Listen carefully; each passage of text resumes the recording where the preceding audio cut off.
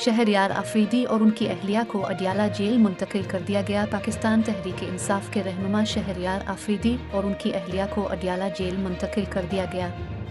जियो news के मुताबिक इस्लामाबाद के थाना मारगला की पुलिस ने शहरयार आफरीदी और उनकी अहलिया को गुज़िश्ता रात हिरासत में लिया था। पुलिस ने शहरयार आफरीदी और उनकी अहलिया को 16 MPO के तहत हिरासत में लिया। शहरयार आफरीदी के बेटे ने इल्ज़ाम लगाया था कि पुलिस ने वालिदैन को घसीट कर बाहर निकाला।